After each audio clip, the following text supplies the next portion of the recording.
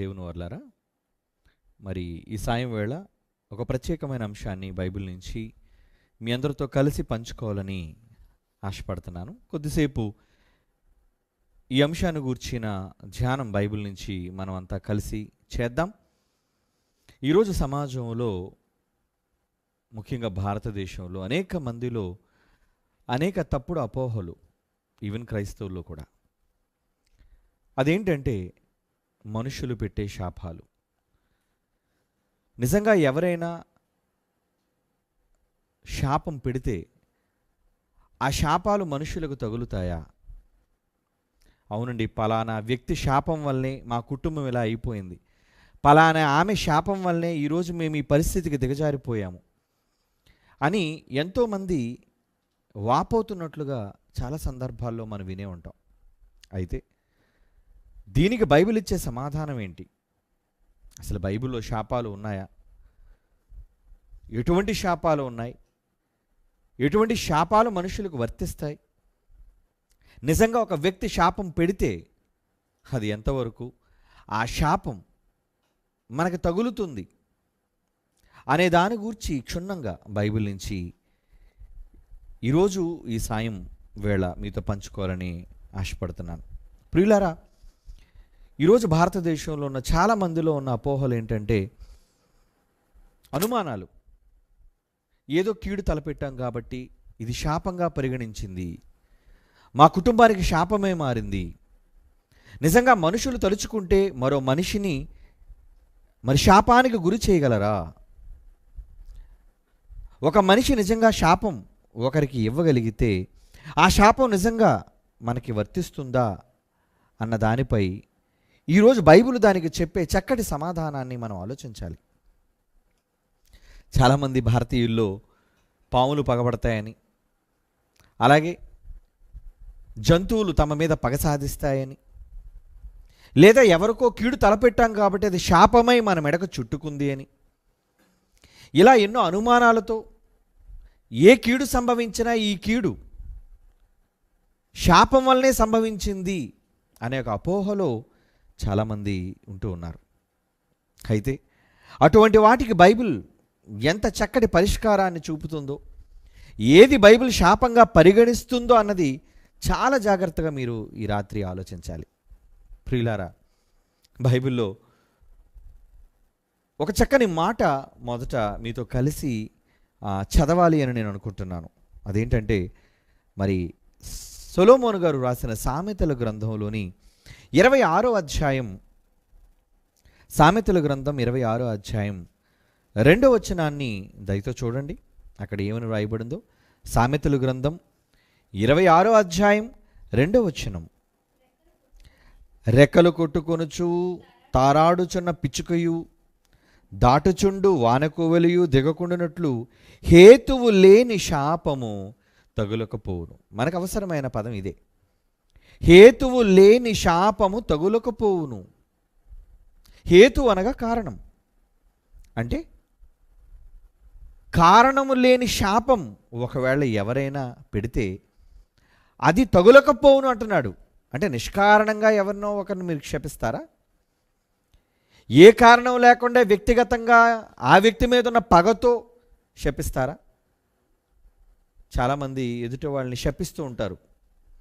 ఆ శాపంలోనికి తిట్లు మరి వాళ్ళ మీద కుమ్మరిస్తూ ఉంటారు. అంటే అందులో మీ అందరికీ అర్థమయ్యేదోటి చెప్తాను. నువ్వు ఎప్పుడు రాలిపోతావు అంటారు. ఏంటది? అంటే నీ చావును కోరుకుంటున్నారు. వారి కళ్ళ ముందే నీ పతనాన్ని చూడాలి అనుకుంటున్నారు. అందుకు నీ బుగ్గెత్తిపోయా అంటారు. అంటే నేను బూడిద చేసి నేను కాల్చిన తర్వాత వచ్చే బూడిదని ఎత్తి పారేయాలి అని.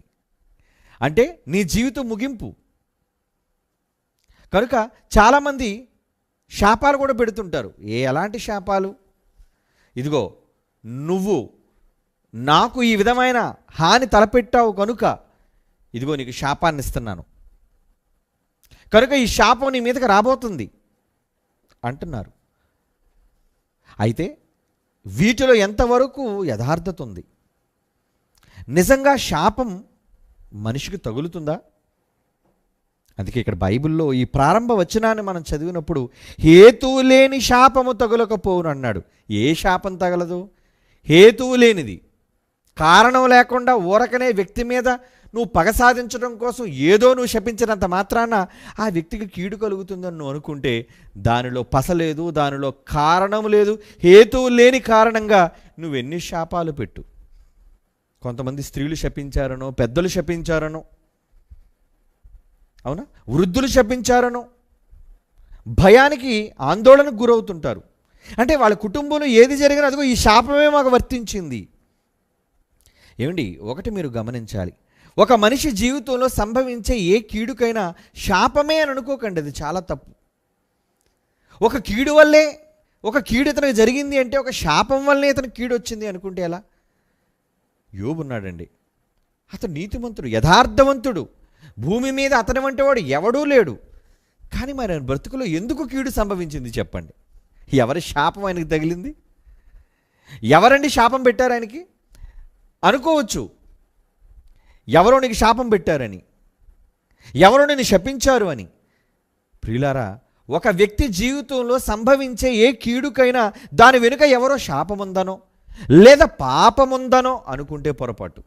యేసు దీని గురించి ఒక చక్కని మాట మరి లూకా రాసిన సువార్త 13వ అధ్యాయం ప్రారంభ వచనం నుంచి చూడగలిగితే ఆయన కొన్ని ఉదాహరణలు చెబుతూ మాట్లాడాడండి. అక్కడ ఏంటో తెలుసా?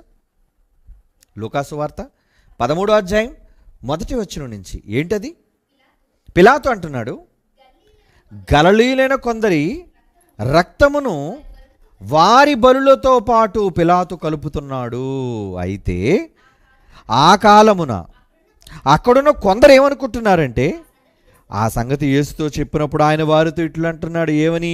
ఈ గలిలయులు అట్టి హింసలు పొందినందున, వారు కూడా బలైపోయినందుకు, వారు కూడా తమ రక్తాన్ని కార్చినందుకు, పిలాతు తమ బలుల్లో వీరి రక్తాన్ని కూడా కలిపినందుకు, అట్టి హింసలు పొందినందున వారు గలిలయులందరికంటే పాపులని మీరు తలంచుచున్నారా? పాపులు అనుకుంటున్నారా? కనుక ఒక మనిషి జీవితంలో సంభవించే ప్రతి కీడు వెనుక పాపముందనో శాపముందో అనుకుంటే పొరపాటు. అలాగైతే యేసు ఏ పొరపాటు చేశాడని, ఎవరి శాపానికి గురయ్యాడని అతనంత క్రూరంగా చావలసి వచ్చింది చెప్పండి? మనుషులు ఉపయోగించే తప్పుడు విధానం ఏంటో తెలుసు. రే, నువ్వు కుక్క చావు చచ్చావు అంటే వాడు కుక్క చావు చచ్చాడు అంటే కారణం ఏంటో తెలుసా? వాడు ఏదో కీడు చేశాడు, వాడికి శాపం తగిలింది అంటారు. తప్పు.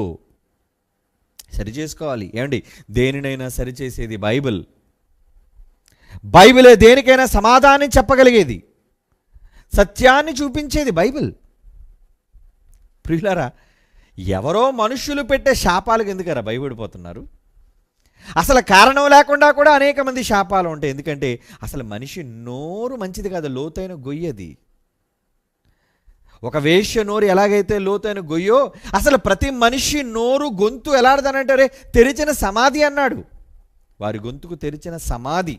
ఎందుకంటే మనుషులు ఎదుట మనిషి యొక్క ఉన్నత స్థితిని కూడా కాంక్షించలేక, సహించలేక శపిస్తూ ఉంటారు, వీడి నాశనం అయిపోవాలి. ఏమండి, ఎంతోమంది శాపాలు పెడతారండి, పెట్టరేంటి?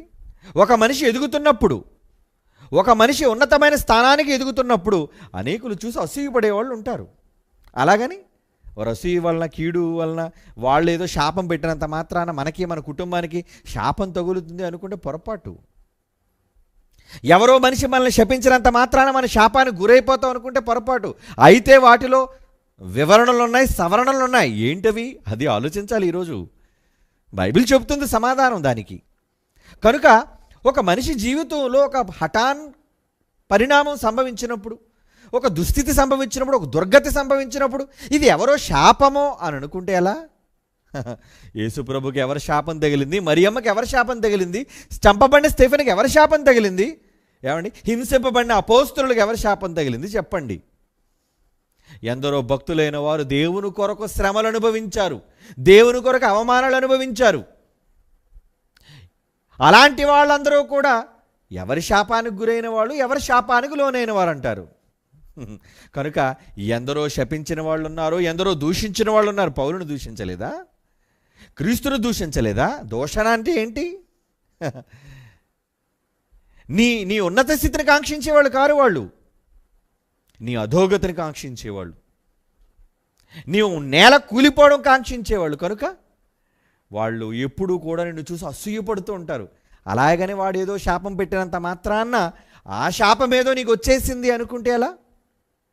కనుక ప్రియులారా, ఇక్కడ అదే అంటున్నాడు. ఏమంటున్నాడు ఆయన? 2వ వచనం, లూకాసు 13:2. ఈ గలిలీలటి హింసలు పొందినందున వారు గలిలీలందరికంటే పాపులను తలంచుచున్నారా? వాళ్ళు ప్రమాదకరమైన చావు సంభవించింది కాబట్టి వాళ్ళు పాపులను మీరు అనుకుంటున్నారా? కారని మీతో చెప్పుచున్నాను. కారు.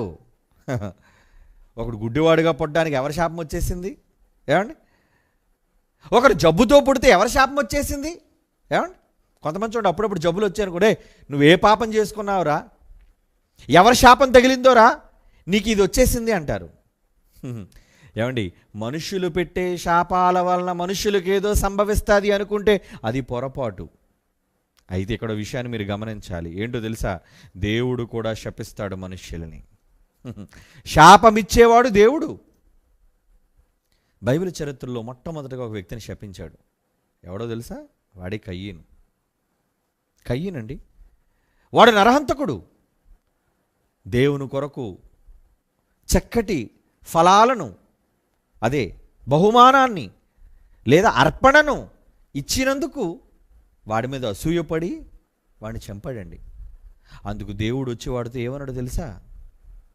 వాడిని శపించాడు. ఏమని? నువ్వు దేశదిమ్మరివై తిరుగుతావు అన్నాడు. అవునండి, నువ్వు దేశదిమ్మరివే అంటాడు. ఆదికాండం 4వ అధ్యాయం 11వ వచనం చూడండి ప్రియులారా. ఆదికాండం 4వ అధ్యాయం 11వ వచనం.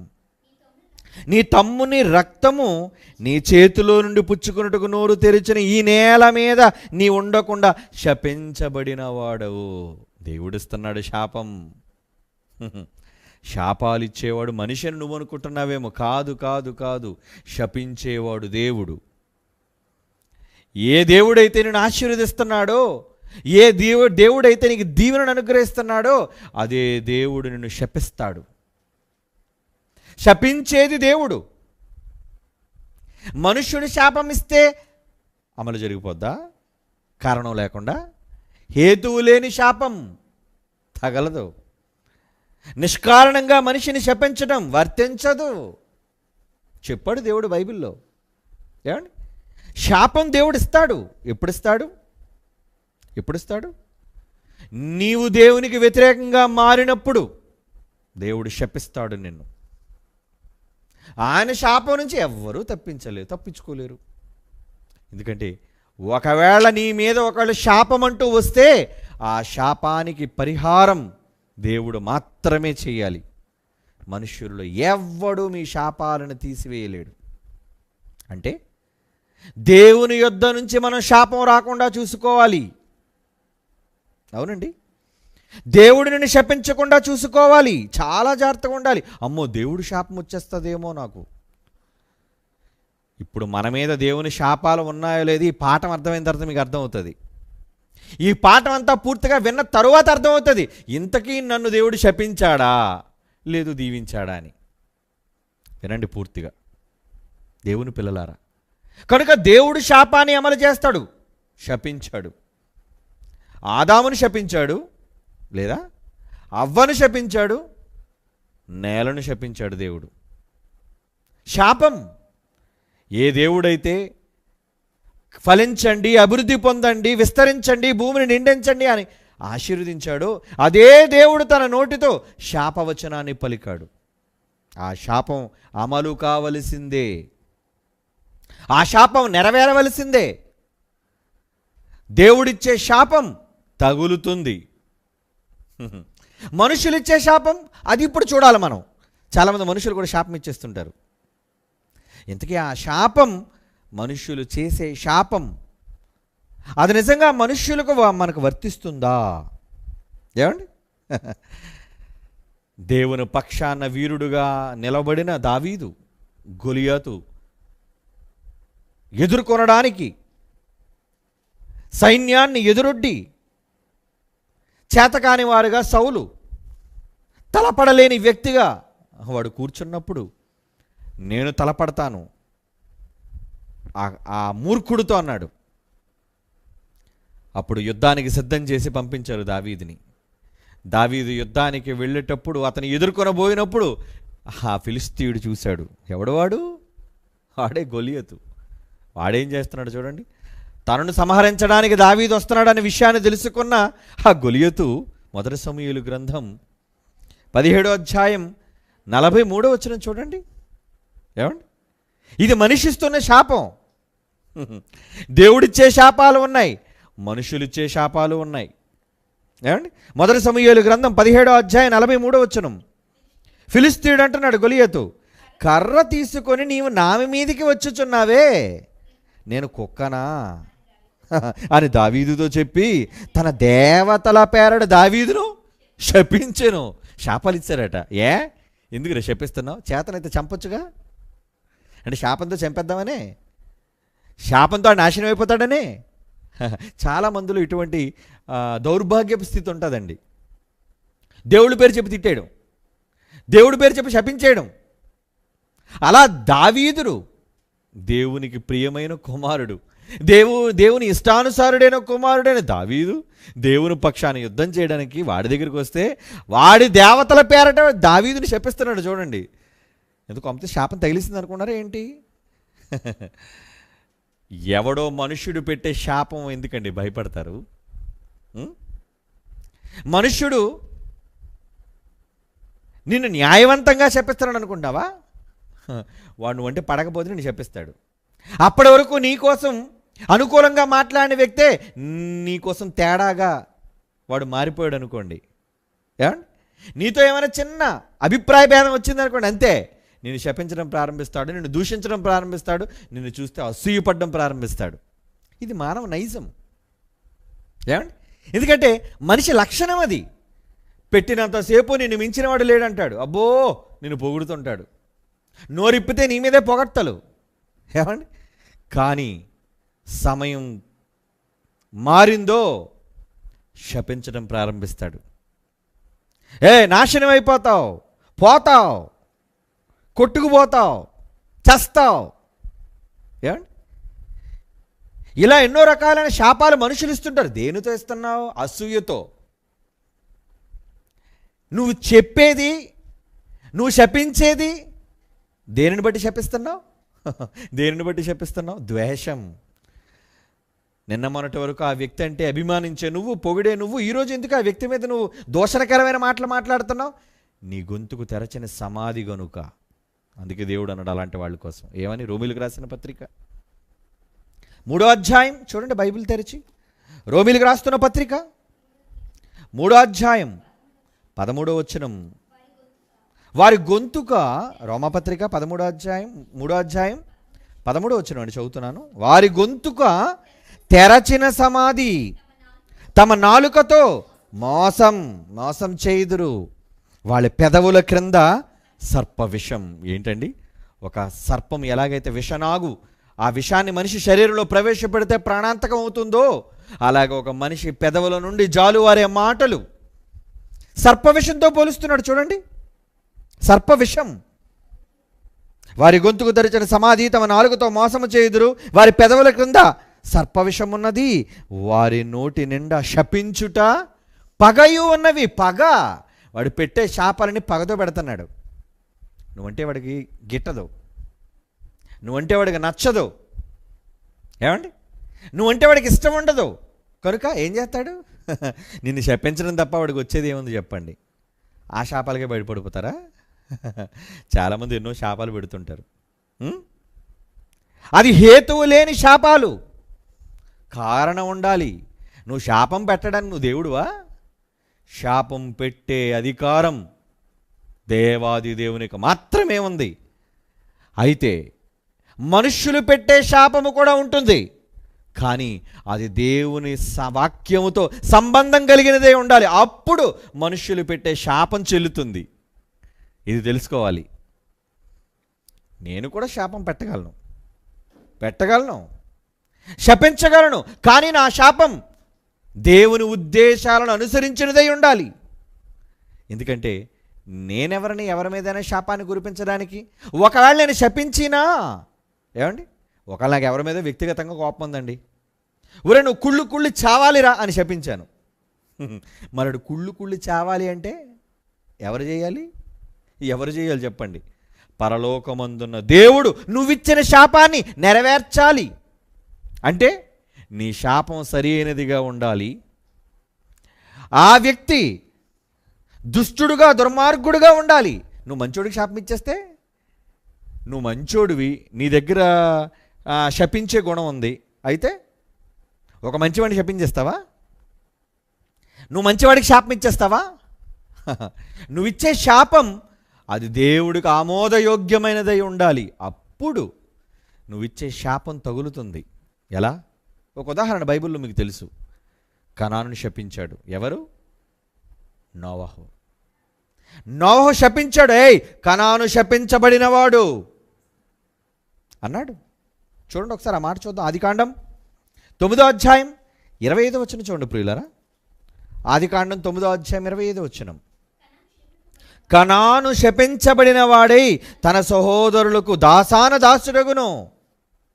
అంటే అంటే ఏమైంది? శాపం వచ్చిందా? జరిగిందండి. అవును, నోవహు ఇచ్చిన శాపం నెరవేరిందంటే నోవహు ఏమి నెరవేర్చాడు శాపాన్ని? కాదు, నోవహు పెట్టిన శాపాన్ని దేవుడు నెరవేర్చాడు. అంటే నోవహు పెట్టిన శాపంలో న్యాయం ఉంది, హేతు ఉంది, కారణం ఉండాలి. ఆ కారణం సమంజసమైనదై ఉండాలి. ఆ సమంజసమైన కారణం దేవునికి ఆమోదయోగ్యమైనదై ఉండాలి. ఎవరి మీద పడితే వాళ్ళు శాపం పెట్టేస్తావా? ఎవరిని పడితే వాళ్ళని శపించేస్తావా? అదే మనం ఆలోచిస్తున్నాం ఈరోజు. పాత నిబంధన కాలంలో దేవుడు ఒక వ్యక్తికి వరం ఇచ్చాడు. ఏంటో తెలుసా? నువ్వు నోరు తెరిచి దీవిస్తే దీవెన, నువ్వు శపిస్తే శాపం అన్నాడు. ఎవరు? ప్రవక్త. ఎవరా ప్రవక్త అనుకున్నారు? ప్రవక్త అయిన బిలామండి. బిలాము ఏం చేశాడు? ఏమండి ఏం చేశాడు? ప్రవక్త అయిన బిలాము ఏం చేశాడు? లంచం పుచ్చుకొని, బాలాకు రాజు దగ్గర లంచం పుచ్చుకొని దేవుని చేత ఏర్పాటు చేయబడిన దేవుని ప్రజలైన ఇశ్రాయేలుని శపించడానికి గాడిదెక్కి బయలుదేరాడు. ఎవరు? బిలాము. ఎవరైనా ప్రవక్త, ఆయన నోటిలోకి వచ్చే మాటకు శక్తి ఉందా? ఉంది. ఆయన దీవిస్తే ఆశీర్వాదం, ఆయన శపిస్తే శాపం. అది ఆయనకున్న ప్రత్యేకత. ఎవరిచ్చారు ఆయనకు శక్తి? ఎవరిచ్చారు ఆ శక్తి? అది దేవుడి ద్వారా ఇవ్వబడిన శక్తి. ఆనాటి కాలంలో దేవుడే ఇచ్చిన శక్తి. ఇది పాత నిబంధన కాలం, మర్చిపోకండి. ఇంకా మన క్రొత్త నిబంధనకి వెళ్ళలేదు, వెళ్తాం.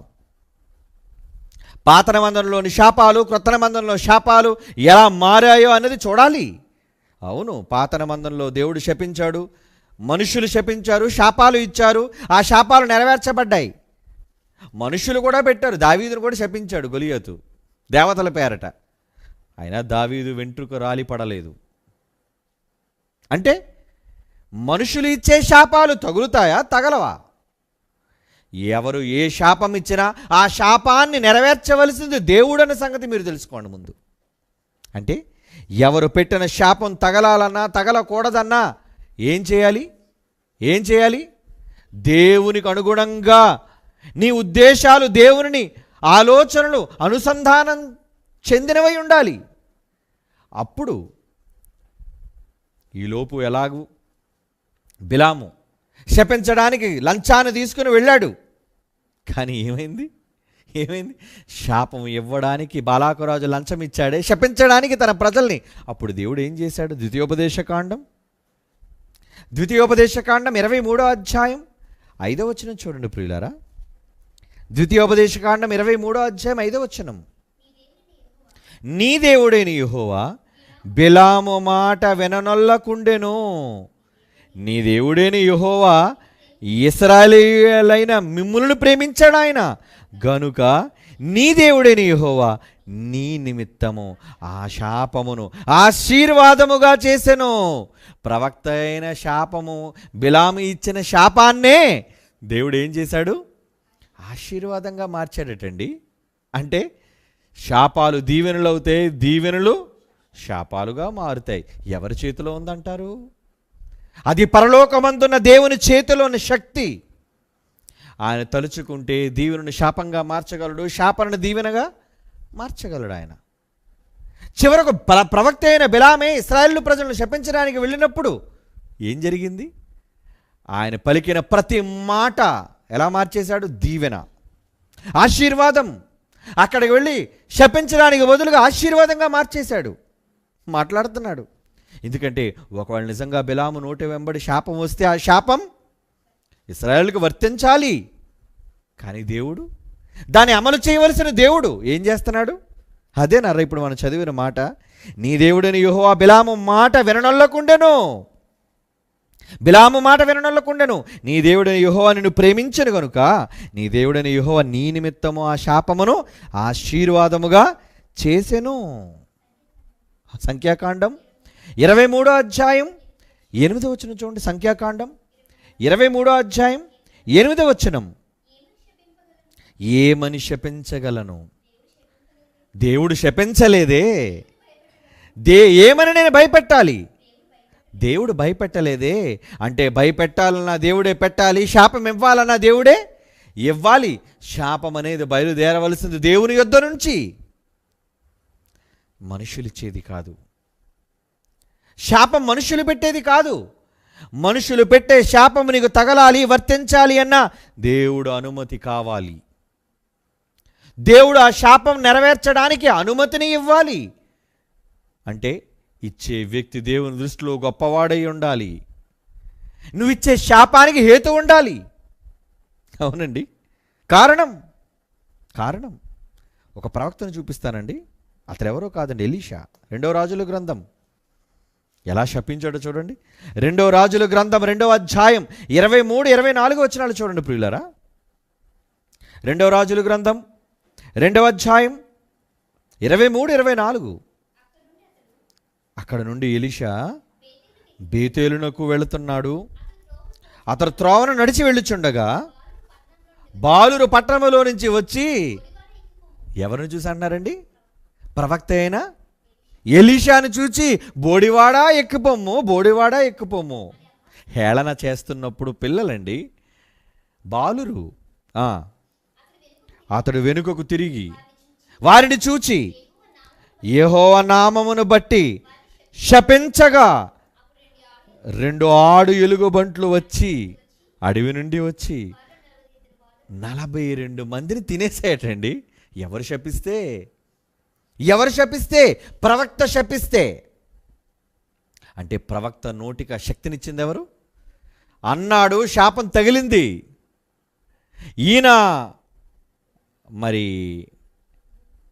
ఈయనకు ముందటి వాడైన ఏలియా మీ అందరికీ తెలుసు, ఎలీషాకు గురువు. ఆయన ఏమన్నాడు? యెజెబెలును చూసి, ఎక్కడ నాబోతు రక్తాన్ని కుక్కలు నాకాయో అదే చోట నీ రక్తాన్ని, నీ మాంసాన్ని కూడా కుక్కలు తింటాయి అన్నాడు. శాపం ఇచ్చాడండి.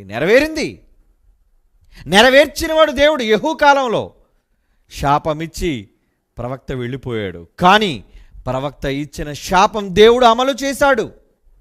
శాపం తగులుతుందా? తగులుతుంది. హేతువు ఉన్న శాపం తగులుతుంది, హేతువు లేని శాపం తగలదు. వ్యక్తిగతంగా వ్యక్తుల మీద కోపాలు పెట్టుకుని ఒకళ్ళు శపించినా, నువ్వు ఒకళ్ళు చావాలని కోరుకున్నా, నాశనం కావాలని నువ్వు కోరుకున్నా, దేవుడు అనుమతి ఇవ్వనంత వరకు ఏ శాపము నిన్ను చుట్టుముట్టలేదు. అంటే శాపాన్ని ఇచ్చేది దేవుడు, ఆశీర్వాదాన్ని ఇచ్చేది దేవుడు. అంటే ఇప్పుడు దేవునితో ఎంత జాగ్రత్తగా మీరు మెసలాలో ఆలోచించండి. అంటే దేవుడి అనుమతిస్తే నీ మీదకి శాపం రావచ్చు. దేవుడి అనుమతి లేకుండా ఏ మనిషిని ప్రపంచంలో ఏ శక్తి తాకలేదండి. ఒక యోబును తాకడానికి అనుమతిని కోరిందండి అపవాది.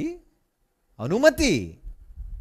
దేవుడు ప్రతి వ్యక్తి విషయంలో, అది పరీక్షకు కానీ శోధనకు కానీ మరి దేనికైనా కానివ్వండి, దేవుడు అనుమతి ఇవ్వాలి. అంటే ఇప్పుడు దేవుడిది ఎంత ప్రధానమైన పాత్ర ఉందో ఇక్కడ మీరు ఆలోచించాలి. ఎవరో శాపాలు పెట్టారు కదా, శాపాలకే కదా ఇలాగ అయిపోయామని ఎవ్వరూ కలత చెందవలసిన పని లేదు. ఎందుకంటే హేతువు లేని శాపం తగలదు, కారణం ఉండాలి. దావీదును గొలియతు కూడా శపించాడు, అయితే శాపం వర్తించిందా? వర్తించదు. ఎందరో నిష్కారణంగా మనుష్యులైన వారిని శపిస్తుంటారు. అందుకే రోమపత్రిక ఇందాక మీకు చదివించారు. వారు గొంతుకు తెరిచిన సమాధి, వారి పెదవులతో సర్ప విషం, వారి నాలుక ఈ దేనితో నిండి ఉందట, శపించుట అన్నాడు. చూడండి, శాపం.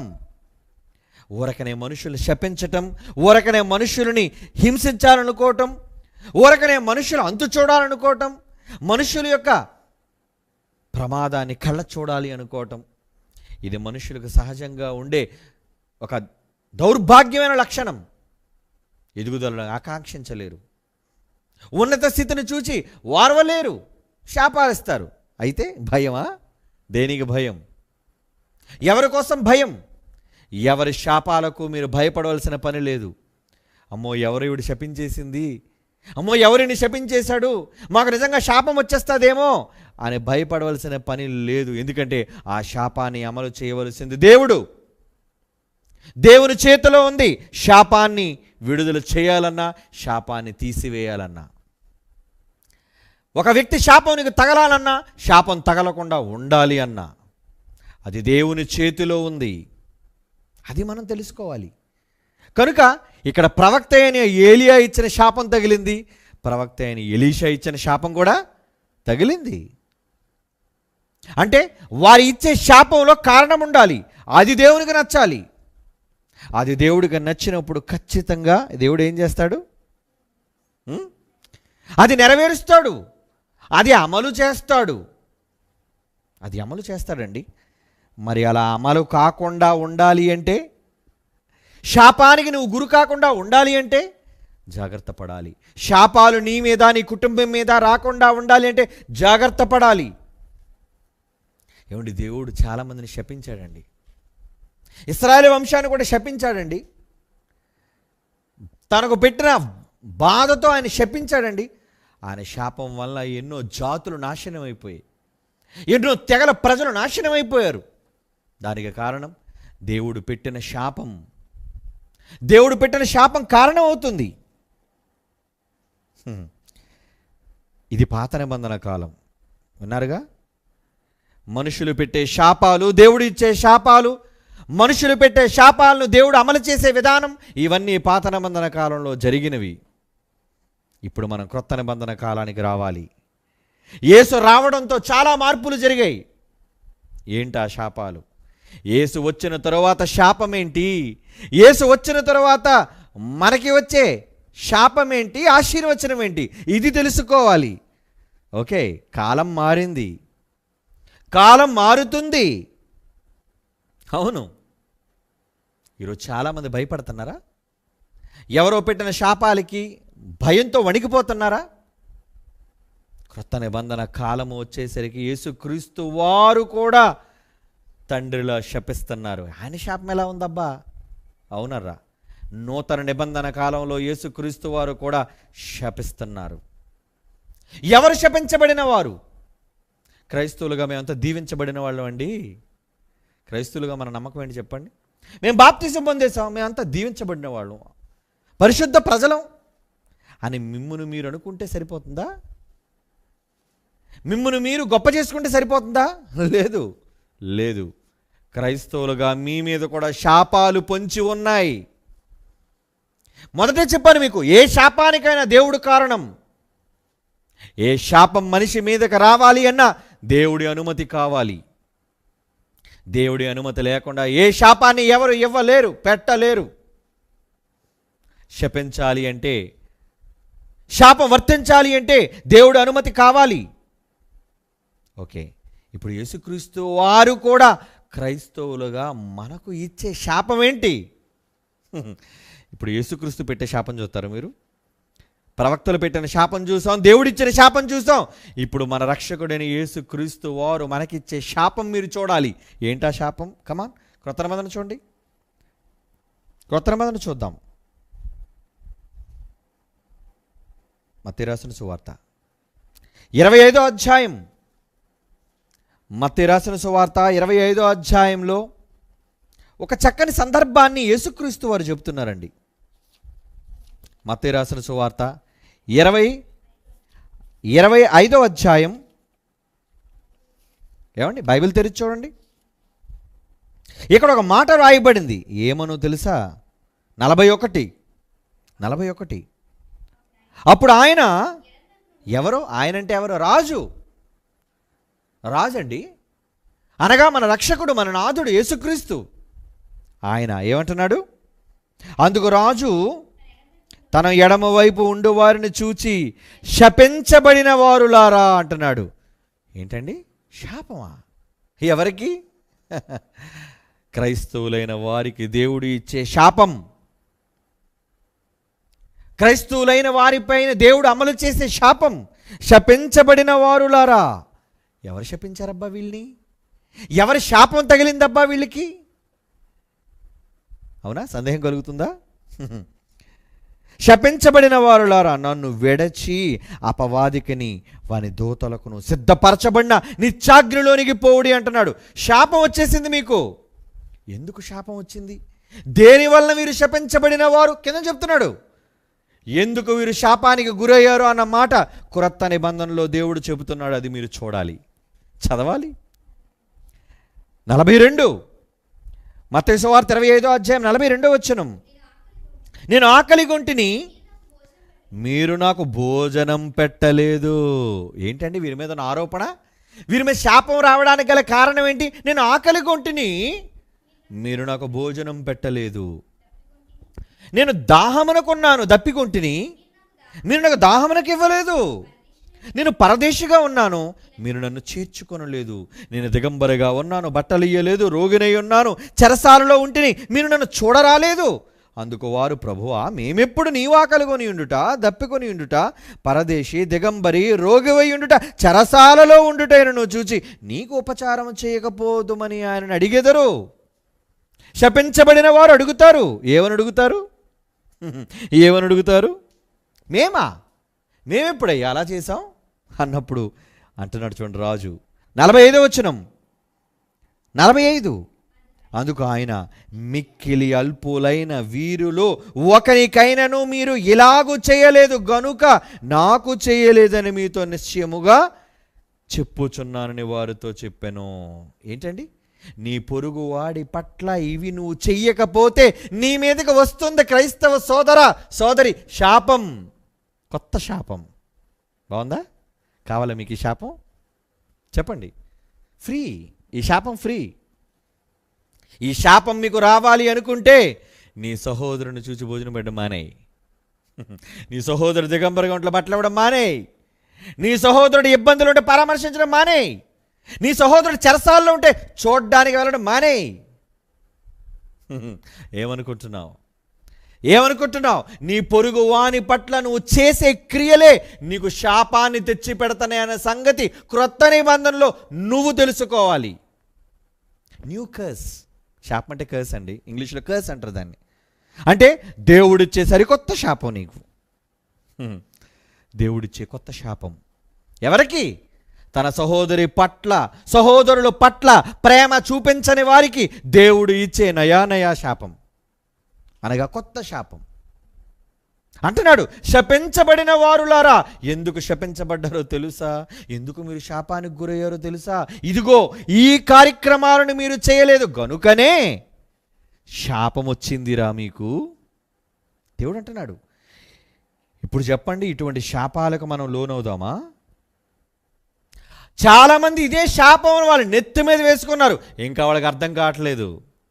వాళ్ళు శాపానికి గురయ్యారు. దేవుని శాపం వారి నెత్తి మీద ఉందనే సంగతి అర్థం కావటం లేదు. కానీ పొరుగువాడిని చూసి ద్వేషిస్తున్నారు, పొరుగువాడిని చూసి శపిస్తున్నారు, పొరుగువాడి యొక్క ఉన్నత స్థితిని చూసి అసూయపడుతున్నారు, అనరాని మాటలు అంటున్నారు, నిందలు వేస్తున్నారు, అవమానిస్తున్నారు, కించపరుస్తున్నారు, దేవుని పనికి అభ్యంతర కారణంగా మారుతున్నారు. ఇంకెంత పెద్ద శాపం! నీ సహోదరుని చూసి ఆదరించకపోవటమే మొదటి శాపం అయితే, బాగా వినండి, ఆపదలో ఉన్న నీ సహోదరుని చూచి ఆదుకొనకపోవటమే శాపమైతే, అలాంటి సహోదరుని చూచి ఆదుకొనకపోగా అతని మీద మరింతగా నువ్వు కక్ష పెంచుకుంటున్నావంటే ఇంకెంత శాపం! నూరంతల శాపం, రెట్టింపు శాపం. బాగుంది, బాగా కూడగట్టుకున్నారు శాపం. మీ జీవితంలో సంభవించే మార్పులకు ఈ శాపాలు కారణం. మనుషులు పెట్టే శాపనాలు ఎందుకంటే వదిలేయండి. ఎవరో పెట్టే శాపాలకు మీరెందుకు భయపడతారు? దేవుడు పెట్టే శాపానికి భయపడాలి, దేవుడిచ్చే శాపవచనాలకు భయపడాలి మనిషి.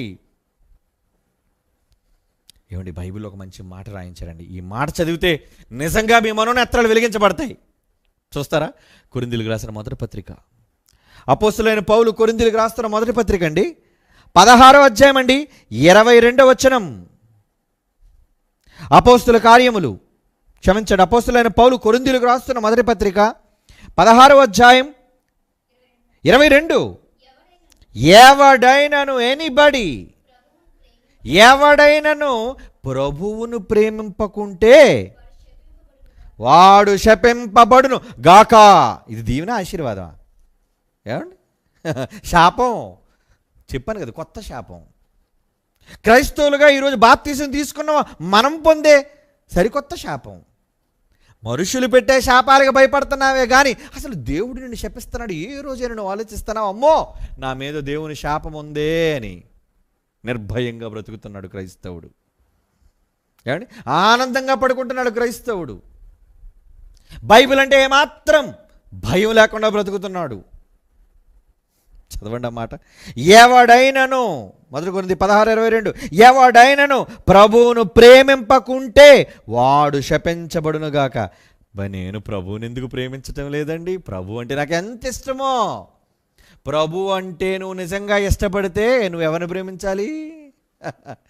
ఈ చిన్నవారిలో, ఈ అల్పులైన వారిలో వీడిని ప్రేమించలేని నీవు, నీ సహోదరుని ప్రేమించలేని నీవు, దేవుడు అన్నమాట, నీ పొరుగువారిని ప్రేమించలేని నీవు, నీ కంటి ముందన సహోదరుని ప్రేమించలేని నీవు ప్రభువుని ప్రేమిస్తున్నావా? దేవుని ప్రేమిస్తున్నావా? ఎవరు చెప్పారా మాట? ఏమర్థమవుతుందరా బైబిల్? అసలు బైబిల్ చదువుతున్నారు కానీ ఏ రోజైనా అర్థమవుతుందా? దీవెనలు సంపాదించుకుంటారా? శాపాలు వద్దు, శాపాలు మూటగట్టుకోకండి. ఎవరో పనికిమాలింది పెట్టింది శాపం, ఎవరో పనికిమాలినుడు పెట్టాడు శాపం. మనుషులు పెట్టే శాపాలకు ఎందుకర్రా భయపడిపోతారు? ఏదో మీ జీవితాల్లో సంభవించింది కాబట్టి ఏదో శాపం నుండి ముంచేసింది అనుకున్నారు. ఛే, హేతువు లేని శాపం తగలదు. దేవుడు పెట్టే శాపం తగులుతుంది. పాత నిబంధన కాలంలో దేవుడిచ్చిన శాపాలు వేరు, మనుషులు పెట్టిన శాపాలు వేరు. కానీ క్రొత్త నిబంధన కాలంలో దేవుడిచ్చే శాపం ఎలా ఉందో చూస్తున్నారుగా. శాపం తగులుతుందా? తగులుతుంది. ఎవరి శాపం? నిన్ను ప్రేమించే నీ రక్షకుని శాపం, నిన్ను ప్రేమించే నీ దేవుడిచ్చే నీకు శాపం. క్రైస్తవుణ్ణి, నాకు వరాలు వచ్చేసాయి, దేవుడు నన్ను ఆశీర్వదించేశాడు. ఆహా, ఎంత నిబ్బరంగా బ్రతుకుతున్నాడండి క్రైస్తవుడు. ఎవడైనా నువ్వు ప్రభువును ప్రేమింపకుంటే వాడు శపింపబడునుగాక. శాపం అంటున్నాడు చూడండి, వాళ్ళకి శాపం, వాడు శపించబడిపోతాడు. మరి నువ్వు ప్రభువును ప్రేమిస్తే ఎవరిని ప్రేమించాలి? నీ పొరుగువాడిని ప్రేమించాలి. అందుకే అన్నాడు శపించబడిన వాళ్ళ, ఎందుకంటే నీ పొరుగువాడు ఆకలితుంటే అన్నం పెట్టలేదు, వాడికి బట్టలు లేకుండా ఉంటే బట్టలు ఇవ్వలేదు, వాడి అవసరతలు తీర్చలేదు, వాడిని పరామర్శించలేదు, వాడిని ఆదరించలేదు. వాడు దుఃఖంలో ఉంటే వాడి మీద ఇంకా నిప్పులు పోస్తావా? వాడు కన్నీళ్లుతుంటే వాడిని ఇంకా హింసిస్తావా? వాడు బాధపడుతుంటే ఇంకా చూసి నువ్వు మోసగిస్తావా వాడిని? ఈరోజు క్రైస్తవుల మధ్య జరుగుతున్నది ఏంటి చెప్పండి? ఏమండి, ఒకరి గూర్చి తప్పుగా మాట్లాడడం తప్ప ఏ మంచి పలకగలుగుతుంది చెప్పండి ఈరోజు సమాజం? దేవుడు వాక్యంలో చెప్పిన ఎన్ని మేళ్ళు పలకగలుగుతుంది చెప్పండి సమాజం? నోటి నిండా శాపం, నోటి నిండా కపటం, పెదవులతో మోసం చేసే సర్ప విషం కక్కుతున్నారు కదండి. ఒక్కొక్కడు ప్రసంగం అందుకున్నాడంటే ఎవరి కోసమో ప్రసంగం చేస్తాడు. ఒక్కొక్కడు రాశాడు అంటే ఎవరినో దృష్టిలో పెట్టుకొని రాస్తాడు. అంటే ఏంటి ఇవన్నీ? ఇవన్నీ ఏంటి? ఎవడైనా నువ్వు ప్రభువును ప్రేమింపకుంటే, మరి ప్రభువును ప్రేమిస్తే ప్రభు ఎలాంటోడు? ప్రభు ఎలాంటోడు? ఎవరి మీద కోపం పెట్టుకున్నాడు చెప్పండి? ప్రభు ఎవరిని శపించేశాడు చెప్పండి? ఇప్పుడు నువ్వు ప్రభువును ప్రేమిస్తే ప్రభు ప్రేమించినట్టుగా నువ్వు ఉండాలి. ఉంటున్నారా? ప్రభు ప్రేమించినట్టుగా మీరు ఉంటున్నారా? ప్రభు మిమ్మల్ని ప్రేమించేటట్టు ఉన్నారా? ఇంతకు ప్రభు ఎలా ఉన్నాడు? ప్రభువును ప్రేమించేవాడు ప్రభు ఇష్టపడినట్టుగా ఉండాలి. ప్రభు నిన్ను ప్రేమించాలన్నా, నువ్వు ప్రభువును ప్రేమించాలన్నా ప్రభువు చెప్పిన మాటలను గౌరవించేవాడుగా ఉండాలి. ఏం గౌరవిస్తున్నావు ప్రభు మాటల్ని? ఎంతసేపు పొరుగువాని మీద దాడి చేయడం నీకు తెలుసు? ఎంతసేపు పొరుగువాడి మీద చెడ్డ మాటలు పలకడం నీకు తెలుసు? ఎంతసేపు ఎదుటివాడిని శపించడం నీకు తెలుసు? ఏమండి, అసూయ చేత, ద్వేషము చేత, కలహము చేత. ఇవే కదండి తెలుసు. అవును, వాటినే దృష్టిలో పెట్టుకొని ప్రభువును ప్రేమిస్తున్నామని చెప్పుకుంటున్నారు. మళ్ళీ క్రైస్తవులు, వాళ్ళ మొహానికి క్రైస్తవులు. ఎవరిని ప్రేమిస్తున్నావు? ప్రభువును ప్రేమించటం లేదు. నువ్వు నీ సహోదరుని ద్వేషించి ప్రభువును ప్రేమిస్తున్నాను అని చెప్పుకుంటే వాడు అబద్ధికుడు అన్నాడు. అందుకే అబద్ధికుడు ఎవడైనను తన సహోదరుని ద్వేషించి నేను దేవుణ్ణి ప్రేమిస్తున్నాను అని చెప్పుకుంటే వాడు ఎవడని చెప్పాడు? మొదటి యోహాను పత్రిక ఏమండి? మొదటి యోహాను పత్రిక 4వ అధ్యాయం 20వ వచనం చూడండిరా. మొదటి యోహాను పత్రిక 4వ అధ్యాయం 20వ వచనం. ఎందుకో ప్రాథమికమైన విషయాలు మర్చిపోతున్నారు క్రైస్తవులారా. చిన్ని చాలా అత్యవసరమైన వాడి దగ్గర ఫెయిల్ అయిపోతున్నారు మీరు. ఏది అత్యవసరమైందో అక్కడే మీరు ఫెయిల్ అవుతున్నారు. అక్కడే విన్నామండర్రా. అప్పుడే శాపాలు మీ నుంచి తొలగిపోతాయి. ఇది ఇప్పుడు మీకు అర్థం కాదు. ఇప్పుడు నేను చెప్పే మాటలు మీలో ఎవరికీ అర్థం కాదు.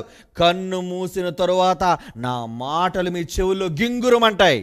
అలా చెప్తున్నాను. మీరు పగతో, ద్వేషంతో మీరు ఇచ్చే శాపాలు ఏవైతే ఉన్నాయో ఇప్పుడు మీకు అవి అర్థం కావు. కన్ను మూసిన తరువాత మీ పెదవులలో వచ్చిన సర్పవిషం, మీ నోటి నిండా శపించుట పగ అన్నాడు కదా దేవుడు. అది మీరు చేస్తున్నారే. ఇదంతా ఎప్పుడో తెలుసా? కన్ను మూసిన తరువాత అర్థం కాబోతుంది. అందుకే ప్రభువును ప్రేమించాలి. ఎవడైనా నువ్వు ప్రభువును ప్రేమించకపోతే వాడు శాపగ్రస్తుడవును గాక. గాక అన్నాడు అంటే అది ఆనబెట్టాడు అని అర్థం, ఒట్టు పెట్టాడు అని అర్థం. మరి ప్రభువును ప్రేమిస్తున్నావా నువ్వు?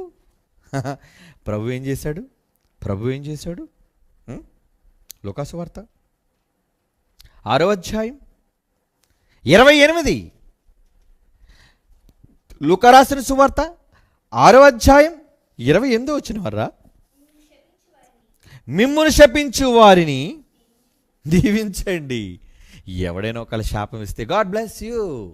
ఇదర్రా ప్రభువును ప్రేమించడం అంటే. అలా చేయగలవా? అలాగే చెయ్యాలి. అలా చేస్తేనే మీ మీద ఏ శాపము ఉండదు, మీ మీద ఏ దోషము ఉండదు. ఎందుకంటే మీరు ప్రభువును ప్రేమిస్తున్నారు. ప్రభువు ప్రేమించే ప్రతి వాడు ఆశీర్వాదానికి కర్త, శాపానికి కాదు. శాపం రాదు వాడికి, ఎందుకంటే ప్రభువును ప్రేమిస్తున్నాడు. మరి ప్రభు ఏం చేశాడు? అదే, మిమ్మల్ని శపించు వారిని దీవించుడి, మిమ్మల్ని బాధించు వారి కొరకు ప్రార్థన చేయుడి. నువ్వు చేస్తున్నావా? నువ్వే బాధపడ్డావనరా? నువ్వు అసలు ప్రార్థన చేయకపోగానే చెప్పిస్తున్నావు. నీకు కలిగిన బాధ ఏంటి చెప్పు? ఎవడనో అంటే నీకెందుకు బాధ? ఎవరి పట్ల ఏదో జరిగితే నీకెందుకు కంగారు? ఈరోజు చూడండి, తగుదునమ్మ అని చాలామంది బయలుదేరిపోతుంటారు. సంబంధం లేదు వీళ్ళకి. నువ్వు ఎందుకురా మధ్యన దూరం అంటే వీడు అక్కో తెలియదు, వీడు తమ్ముడో తెలియదు, వీడు బావో తెలియదు, బామ్మద్దో తెలియదు, పొలార్ బుడ్ల మధ్యన దూరుతాడు. నీకేం అవసరం? అంటే నీకేదో వ్యక్తిగతమైన కక్ష ఉందన్నమాట, నీకేదో వ్యక్తిగతమైన పగ ఉందన్నమాట. ఇవన్నీ అవసరమా? ఇవన్నీ అవసరమా? చస్తే అర్థమవుతుందిరా మీకు, చస్తే అర్థమవుతుంది. దేవుడిచ్చే శాపం నీ మీదకి వస్తుంది, ఆల్రెడీ ఉంది, అది అమలు జరుగుతుంది. కొంతమందికి భూమి మీద అమలు జరుగుతుంది, కొంతమందిని చచ్చిన మరుక్షణమే అమలు జరుగుతుంది. అది కనుక యెహోవాను కానీ ఆయన కుమారుడని క్రీస్తును కానీ ప్రేమించని వాడు శాపగ్రస్తుడు అన్నాడు. వచ్చేస్తుందా శాపం? తగులుతుందా శాపం? ఇది దేవుడే ఇచ్చిన శాపం. ఈ శాపం నుంచి ఎవరండి తప్పించగలరు? ప్రార్థన చేస్తే శాపం పోద్దా? నీ మనస్సు మారకుండా నీ పొరుగు వాడిని ద్వేషించే నీవు ఎలా పోద్ది? నీ నెత్తి మీద శాపం ఎలా పోద్ది?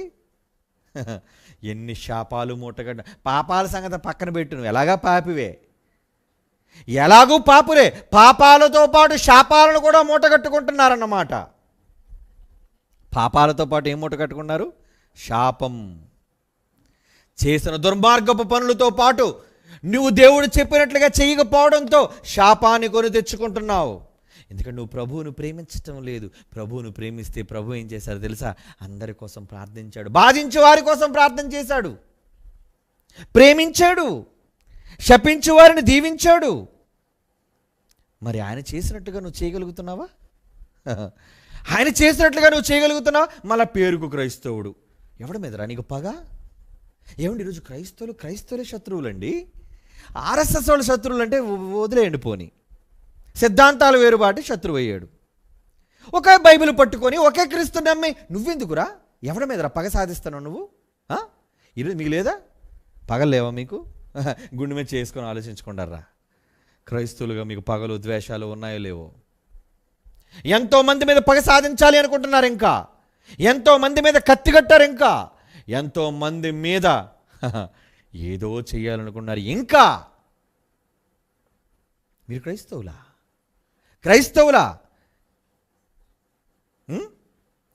క్రైస్తవులా మీరు?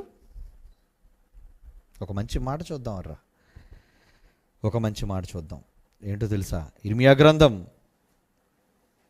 48వ అధ్యాయం 10వ వచనం. ఇర్మియా గ్రంథం 48వ అధ్యాయం 10వ వచనం ఏమంటున్నాడు? యెహోవా కార్యము శ్రద్ధగా చేస్తున్నావా? అసలు నువ్వు దేవుడు ఇష్టపడిన కార్యక్రమాన్ని నువ్వు శ్రద్ధగా చేస్తున్నావా, అశ్రద్ధగా చేస్తున్నావా? ఎవడైనా యెహోవా కార్యమును శ్రద్ధగా చేస్తే శాపగ్రస్తుడగును గాక. అబ్బో, ఇదేంటి మళ్ళీ ఇదొక శాపం? అంటే దేవుడు చెప్పిన పనిని చెప్పినట్లుగా నువ్వు చెయ్యకుండా వ్యక్తుల మీద పగ సాధించాలని నువ్వు అనుకుంటే నువ్వు యెహోవా కార్యాన్ని అశ్రద్ధగా చేస్తున్నావు అన్నమాట. అయితే నీకు వస్తుందిరా శాపం గాక. శాపం నీ మీద ఉండుగాక. నీకు నువ్వే తెచ్చుకుంటున్నావు శాపాన్ని. నువ్వెవరికో శాపం ఇవ్వడం కాదు, నువ్వెవరినో శపించడం కాదు, దేవుడే నిన్ను శపిస్తున్నాడు. దేవుడే నీకు శాపాన్ని ఇస్తున్నాడు. ఏంటా శాపం? ఏంటా శాపం? ఆయన కార్యాన్ని శ్రద్ధతో నువ్వు ఆలోచిస్తే నీ యేసు ఏం చేశాడయ్యా? శపించే వాళ్ళని దీవించాడు, హింసించే వాళ్ళ కోసం ప్రార్థించాడు. అది ఆయన చేసిన కార్యం. మరి నువ్వు నీ తోటి పొరుగు వాడైన నీ సహోదరుని మీద ప్రేమ లేక కత్తి వాడి మీద అనరాని మాటలు మాట్లాడుతున్నావు. దేవుని వాక్యానికి అడ్డు తగులుతున్నావు. తప్పుడు కార్యక్రమాలకు పాల్గొంటున్నావు. నీకు రాదా శాపం? కారణం లేదు, ప్రేమ. సహోదరుని ప్రేమించలేవు, సహోదరుని క్షమించలేవు, సహోదరుని భరించలేవు. ఏమీ చేయలేని చేతకాని నీవు, రాదా నీకు శాపం? వస్తుంది.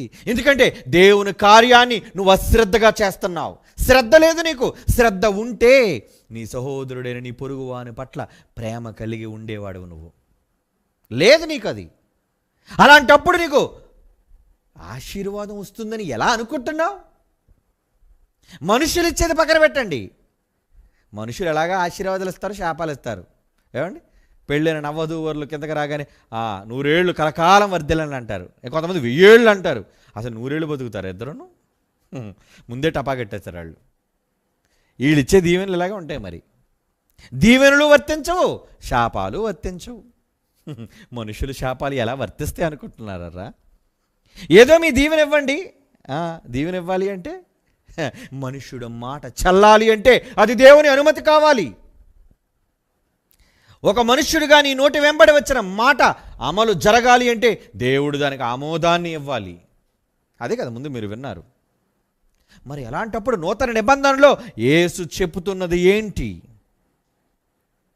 క్రొత్త నిబంధనలో దేవుడు నీకు చెబుతున్నది ఏంటి?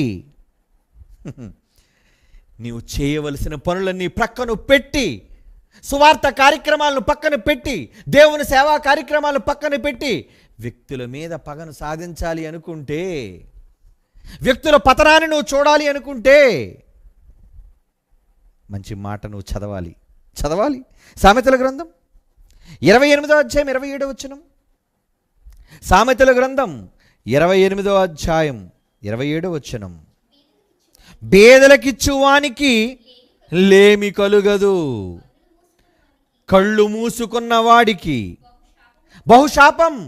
శాపమా? ఏమండి, అంటే బేదలకు ఇవ్వడం ఏంటి, కళ్ళు మూసుకుంటే శాపం రావడం ఏంటి? అలాగైతే రోడ్డు మీద కనబడే వాళ్ళందరికీ డబ్బులు ఇచ్చుకుంటూ వెళ్ళిపోతానండి అంటావా? సువార్త తెలియని బేదలకు నువ్వు సువార్త ప్రకటించకుండా నువ్వు కళ్ళు మూసుకుపోయి వ్యక్తుల మీద పగ సాధించాలి అని ఒకళ్ళు అనుకుంటే, నీ సహోదరులు నువ్వు ప్రేమింపకుంటే, నువ్వు చేసేదేదో ఉత్తమమైన పని, బేదలకు సువార్త ప్రకటించు. వెళ్ళు, బేదలను కనికరించు, బేదల పట్ల కృప చూపించు, బేదలకియు, వానికి లేమి లేకుండా చూడు. సేవ చేస్తున్నందుకు సంతోషించు, యేసును గురించి గొప్పగా మాట్లాడుతున్నందుకు ప్రార్థించు, అతిశయించు. కానీ ఒకరు ఎదుగుతుంటే భరించలేని, ఓర్వలేని వాళ్ళు ఏమవుతున్నారు? కన్నులు మూసుకొని సహాయం చేయవా, అలాంటి పనులు చేయవా, ఇలాంటి ఉత్తమమైన పనులు చేయరు. ఏమండి, కొంతమంది ఉంటారండి, పనిగట్టుకొని వెళ్ళి ఇంటింటికి గృహదర్శనం. దేనికి గృహదర్శనం? దేనికి బాబు? ఎవరి కోసం ప్రకటించడానికి? సువార్త ప్రకటించడానికి కాదు. పని పాటలు లేక తిరిగే గ్యాంగులు కొన్ని ఉంటాయి ఎప్పుడును. ఆ రోజు అపోస్తులైన పౌలు పనిని పాడు చేయడానికి కూడా గ్యాంగులు తిరిగాయి. ఏమండి, ఏ చోటకి వెళ్ళినా పౌలు గారిని అడ్డగించాలని, ఆయన వాక్యాన్ని అడ్డగించాలని. ఏంటి పగ? శాపం తెచ్చుకోవాలి కదా మరి. ఏమండి, కొత్త కొత్త శాపాలన్నీ రావాలి కదా. కుళ్ళి చచ్చారు వాళ్ళు, ఇప్పుడు చస్తూనే ఉన్నారు ఆ రోజు పౌలుని అడ్డగించిన వాళ్ళు. అవునండి, అవును. నువ్వు చేసేదేదో, ఏమండి, నువ్వు చేసేది ప్రకటించేదేదో యేసు కోసం ప్రకటించరా? కొందరు పని పాట ఉండదండి. ఫేస్బుక్లు అంటే ఏదో పెడతారు, యూట్యూబ్లు అంటే ఏదో పెడతారు. ఏం పెడతావు? యేసును గూర్చి ప్రకటించో. చేతనైతే యేసును గూర్చి అతిశయంగా మాట్లాడు. నాలా లేదా తండ్రి అయిన జైశాల్లా చేత కాదు. వాళ్ళు చెడ్డోళ్ళు, వీళ్ళు చెడ్డలేదు. చాలామంది మా కోసం చాలా బ్యాడ్గా పెట్టారు కదా. మంచి శాపం వస్తుంది మీకు, ఆశీర్వాదం కాదు. ఒక వ్యక్తులను గురించి ప్రకటిస్తున్నారే, ఒక వ్యక్తులను గురించి చాలామందికి తెలియజేస్తున్నారే, దానివల్ల నీకు కలిసి వచ్చేది ఏంటి? ఏం కలిసి వస్తుంది నీకు? శాపం తప్ప. కలిసి వస్తుంది బాగా శాపం. బీదలకి ఇమ్మంటున్నాడండి. బీదలకి ఇచ్చేవానికి లేము కలదు, కన్నులు మూసుకునే వానికి బహుశాపం. ఏంటా శాపం? ఎందరో సువార్త తెలియక అమాయకులైన వారు, వాక్యం తెలియక సత్యం తెలియకున్నారే, వాళ్ళకి సత్యాన్ని చెప్పు. నీ చేతనైతే నాకంటే గొప్పగా ప్రకటించు యేసుని, రోషంతో, పౌరుషంతో. అది చేత కాదు. దేవుని గురించి గొప్పగా మాట్లాడుతున్న వాళ్ళని గురించి చెడ్డగా మాట్లాడడం తప్ప ఏం తెలుసండి వీళ్ళకి? వీళ్ళు క్రైస్తవులా? ఇలా చేసేవాళ్ళు బయట వాళ్ళు కాదండి, క్రైస్తవులు, భక్తులు, దేవుని పిల్లలారా. అందుకే అంటున్నాడు, బేదలకిచ్చు వానికి లేమైతే కలుగదు, కానీ కన్నులు మూసుకుని వారికి బహుశాపం. బహుశాపం. చాలా శాపాలు తగులుకుంటున్నాయి. కాబట్టి అలాంటి శాపాలు కావాలా? వద్దరా. నిజంగా మీరు ప్రభువును ప్రేమించువారైతే, ప్రభువును ప్రేమించేవాడు దీవెన కావాలి, దీవెన నొందుతాడు. ఒకవేళ ఎవడైనా ప్రభువుని కానీ ఆయన మార్గాన్ని కానీ ప్రేమింపకుంటే వాడు శపించబడిన వాడని యేసే స్వయంగా చెబుతున్నాడు. ఆ శాపాలు మీకు ఎందుకు తగలాలి చెప్పండి? ఆ భయంకరమైన శాపాలు మీకు ఎందుకు రావాలి చెప్పండి? వద్దు. ఆ శాపాలు మీకు రాకూడదని ప్రేమించి చెబుతున్నాను. ఆ శాపాలు మీకు చుట్టుకోకూడదని ప్రేమించి చెబుతున్నాను. దేవుని గూర్చి గలమెత్తు ప్రకటించు. నీ గొంతుకు చించుకుని అరువు దేవుని కోసం, మనుషుల కోసం కాదు. దేవుని కోసం నీ గళం విప్పు. బైబిల్ కోసం నీ గళంతో ప్రకటించు. అది నీకు దీవెన, ఆశీర్వాదం. రోమీలకు రాస్తున్న పత్రిక 15వ అధ్యాయం 29. రోమీలకు రాసిన పత్రిక 15వ అధ్యాయం 29. నేను మీ యొద్దకు వచ్చినప్పుడు క్రీస్తు యొక్క ఆశీర్వాద సంపూర్ణముతో వస్తున్నాను నేను. సువార్త ఆశీర్వాదం. సువార్తను ప్రకటించరా, అది ఆశీర్వాదం. సువార్తను ప్రకటించేవాడికి ఆశీర్వాదం, తప్పులు ప్రకటించేవాడికి శాపం. నువ్వు సువార్తతో వెళ్ళు, ప్రకటించు. యేసును గూర్చి మరణ సమాధి పునరుద్ధానాలు ప్రకటించు. అప్పుడు నీకు ఆశీర్వాదం, నీకు నీ కుటుంబానికి ఆశీర్వాదం. నీ చేతనైతే నీ కుమారుని తీసుకుపో, నీ చేతనైతే నీ భార్యను తీసుకుపో, నీ చేతనైతే నీ కుటుంబం అంతా కదిలి వెళ్ళు సువార్త కోసం. లేదా సహకరించమని చెప్పు వాళ్ళందరినీ. అది నీకు నీ కుటుంబానికి దీవెన, ఆశీర్వాదం. లేదు, కుటుంబం అంతా కలిసి కట్టుగా దేవుని పనిని పాడు చేయడానికే ఒక అడుగు ముందుకేస్తే తగులుతుంది శాపం. నువ్వు దేవుని ప్రేమించటం లేదు, దేవుని ప్రేమించని వాడికి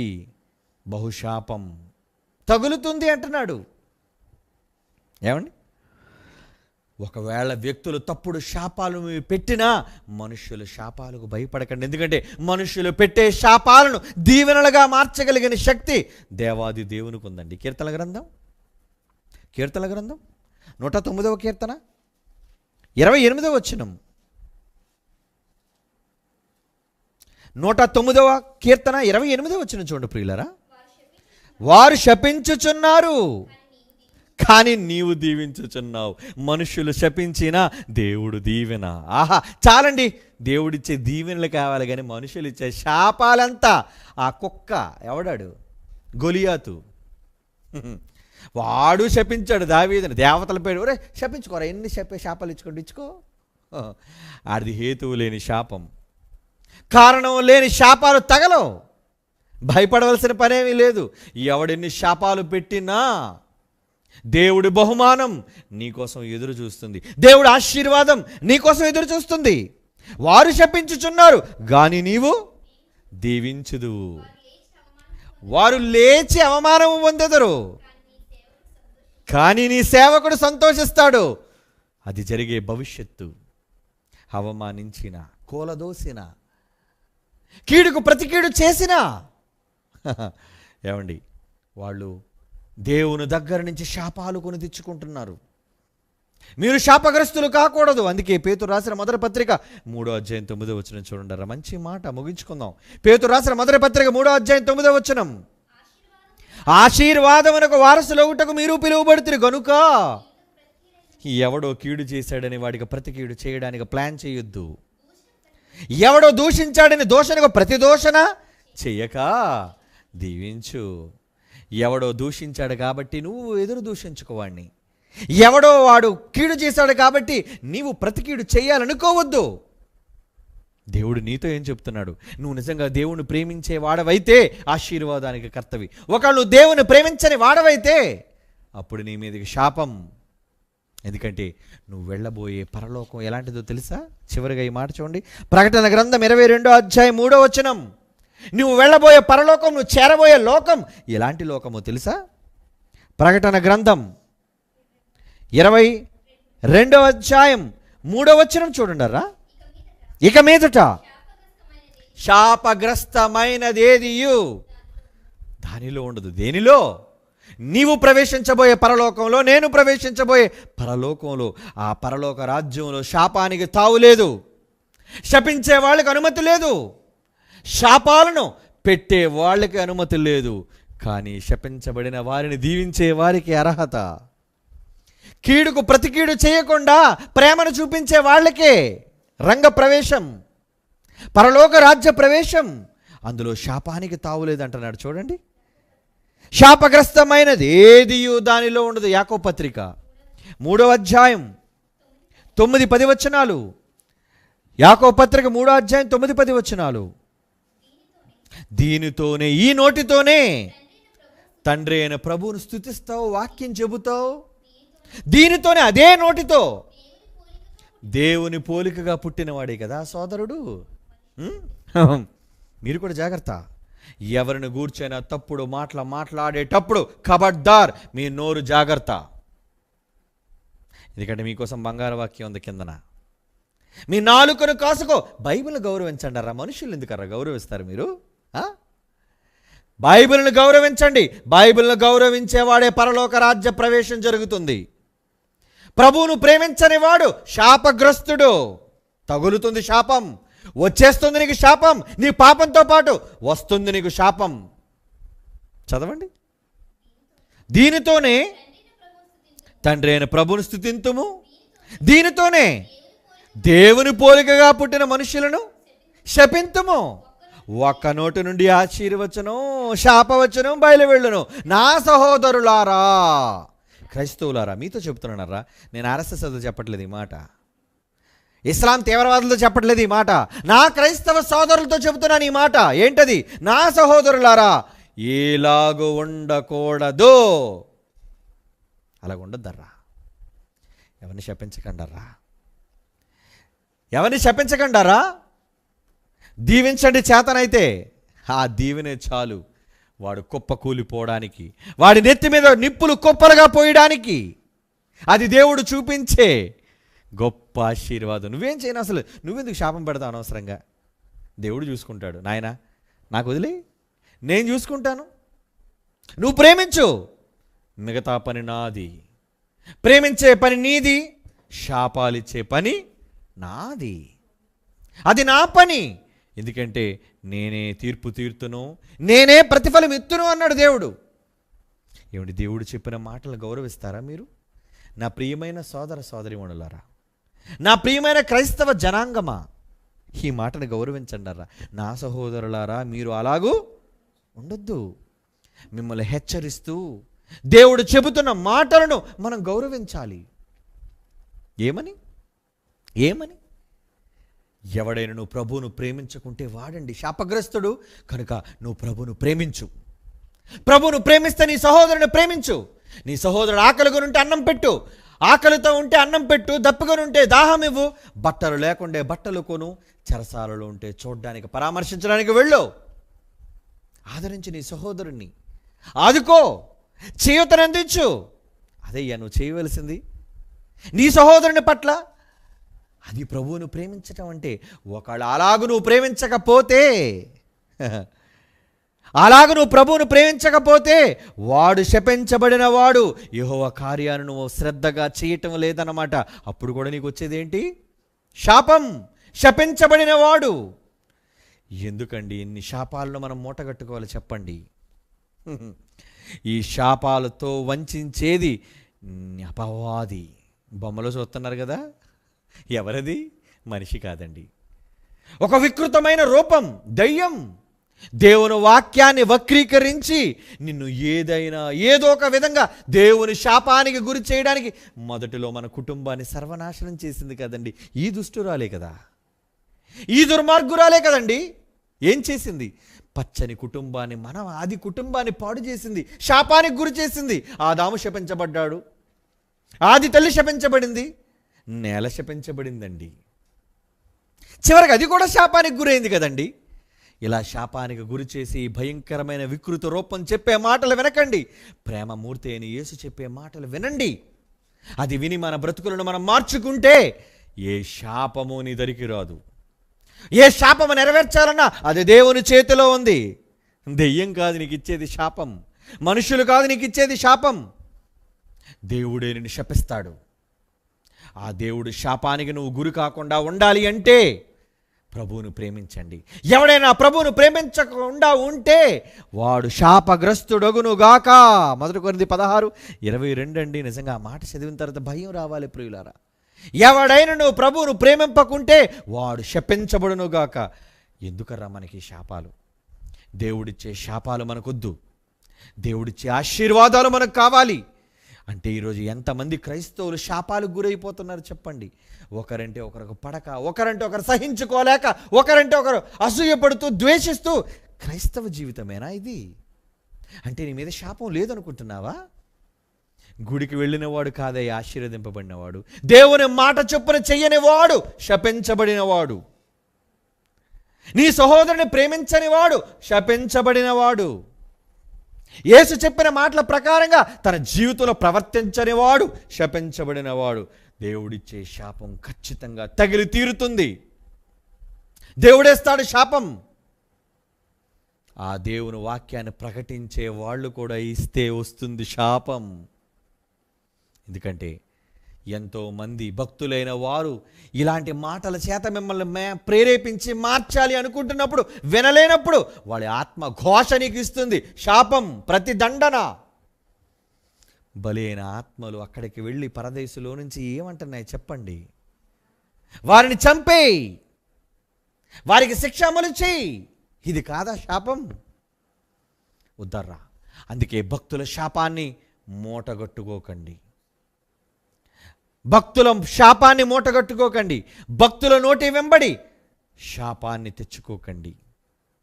చివరికి దేవుణ్ణి ప్రేమించకుండా దేవుని శాపాన్ని మీ మీద, మీ కుటుంబం మీద తెచ్చుకోకండి. కాపాడుకోండి, మీ కుటుంబాలు కాపాడుకోండి. ఈ శాపం తగలకుండా మిమ్మల్ని మీరు జాగ్రత్త పడండి. లేదా దేవుడు ఇచ్చే శాపం మనిషి తట్టుకోలేడర్రా. అది ఖచ్చితంగా శాపం తగులుతుంది. ఇలా మనల్ని వంచి మోసం చేసేదే ఒక దుష్ట శక్తి. ఏ దేవుని నోటి వెంబడి దీవెనలు పొంది పరలోకానికి వెళ్ళాలో అదే దేవుని వెంట శాపవచనాలు పలికించి మన శాపగ్రస్తులుగా చేసి తనతో పాటు నరకాగ్నికి తీసుకొని పోతుంది. అందుకే అన్నాడు. చివరిగా మాట చదువుకొని ముగించుకుందాం. ఏమనంటున్నాడు అక్కడ? మత్తయి సువార్త 25వ అధ్యాయం 41. మత్తయి సువార్త 25వ అధ్యాయం 41వ వచనమండి. అప్పుడైన ఎడమ వైపు ఉండువారిని చూచి, శపించబడిన వారులారా, నన్ను విడిచి అపవాదికిని, వాడే కదా శాపానికి కారణం, అపవాదికిని వాని దూతలకును సిద్ధపరచబడిన నిత్యాగ్నిలోనికి పౌడి. అందుకే ఉద్దర్రా, ఈ శాపాలు మన మీద, మన కుటుంబాల మీద ఉండకూడదు. అందుకే ప్రభు చెప్పినట్లుగా ప్రేమిద్దాం, ప్రభు చెప్పినట్లుగా దీవిద్దాం, దేవుని ఇష్టాన్ని నెరవేరుద్దాం. కళ్ళు మూసుకొని ప్రార్థన చేసుకుందాం. పరిశుద్ధమైన తండ్రి, దేవా, మీ కుమారుడైన క్రీస్తును ప్రేమించని ప్రతి వాడు శాపగ్రస్తుడు నాయన. అలా శాపగ్రస్తులుగా మేము మారాలి అనుకోవటం లేదు. మీ నోటి వెంబడి శాపవచనాన్ని పొందాలి అని ఇష్టపడటం లేదు నాయన. ఆశీర్వచనాన్ని కోరుకుంటున్నాం.